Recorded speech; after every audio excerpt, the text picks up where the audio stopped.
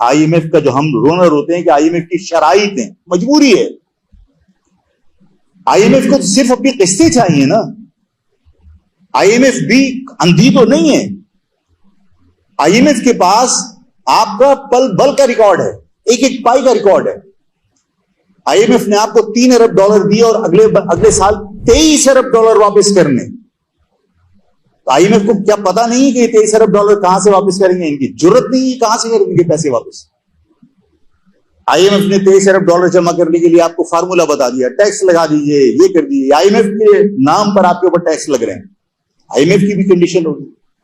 کیا I am F کو جب یہ پتا ہے کہ کتنے نوٹ آپ نے بغیر لیکوڈیٹی کے چھاپ دیے اور آپ کی کرنسی اسی وجہ سے ڈی ویلیو ہو رہی ہے، تو کیا اس کو یہ نہیں پتا کہ 43 کروڑ یونٹ پاکستان افواج کے افسران، بیوروکریٹ اور ججز 43 کروڑ یونٹ یہ بجلی کے فری استعمال کرتے ہیں،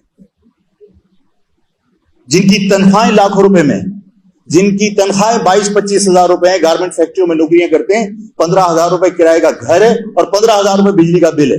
بچوں کو کیا کھلائیں گے، کیا پلائیں گے؟ زہر کے علاوہ کچھ بچتا ہے؟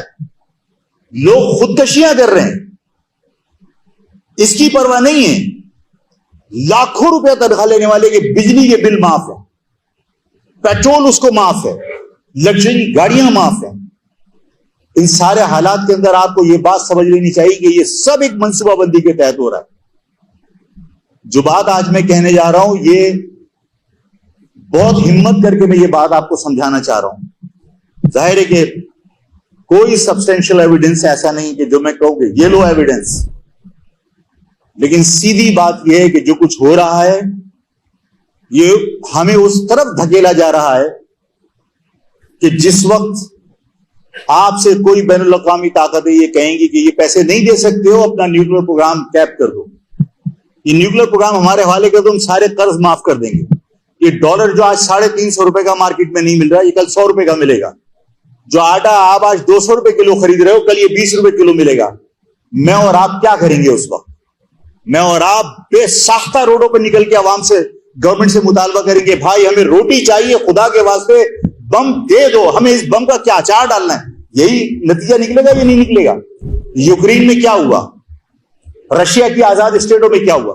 یہ ایک منظم منصوبہ بندی کے تحت آپ کو اس طرف دھکیلا جا رہا ہے جہاں آپ اپنے بچوں کو بلکتا ہوا دیکھ کر کہیں گے کہ ہمیں بم نہیں چاہیے، ہمیں روٹی چاہیے، اور اس کے بعد لوگ اور پاکستان کے حکام اپنی عوام کے بے حد اصرار کے اوپر یہ سب کچھ سرنڈر کرنے کے لیے تیار ہو جائیں گے. خدا کے واسطے اس سارے حالات کو سمجھیے. یہ ملک ڈاکٹر قدیر محسن نے اس پاکستان کا، ڈاکٹر قدیر نے اس پاکستان کی دفاع کو ناقابل تذکیر بنایا ہے. آج اس کے اس احسان کو مٹی میں ملا کر خدا نخواستہ ایک سازش کے تحت آپ کو مجبور کر دیا جائے. پاکستان کے حکمران بھی اس سازش میں شریک ہیں، صرف آئی ایم ایف نہیں ہے. کیا پاکستان کے حکمران ایسی پالیسی اختیار نہیں کر سکتے کہ آپ پیسہ جنریٹ کریں؟ کیا پاکستان کے حکمران ایسی پالیسی اختیار نہیں کر سکتے کہ آپ کا ایکسپورٹ بڑھے اور امپورٹ کم ہو جائے؟ آپ پاکستان کے اندر ایسی حکمت عملی اختیار نہیں کر سکتے کہ آپ کا تعلیمی یافتہ طبقہ، جو برین ہے، جو اس پاکستان کا دماغ ہے، وہ اس پاکستان سے باہر نہ جائے بلکہ اپنی صلاحیتوں سے اس پاکستان کو معاشی طور پر مضبوط کرے؟ ایسی پالیسی نہیں بنا سکتے.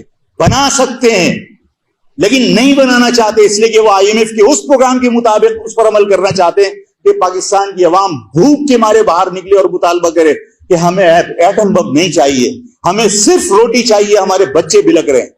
ایسے نتیجے میں پاکستان اپنے دفاع سے اگر محروم ہو گیا، خدا نہ کرے تو اس پاکستان کی سلامتی کا کون ذمہ دار ہوگا؟ اس پاکستان کو بچانے کے لیے کون کنونشنل جنگ لڑے گا؟ یہ وقت نہیں ہے کہ دوبارہ 303 سے آپ جنگ لڑ لو. یہ پاکستان کا دفاع، یہ ڈاکٹر قدیر محسن پاکستان، اس کی قربانیوں کا نتیجہ ہے کہ آج اس ایٹم بم کی وجہ سے انڈیا آپ کی طرف میلی آنکھ سے نہیں دیکھتا.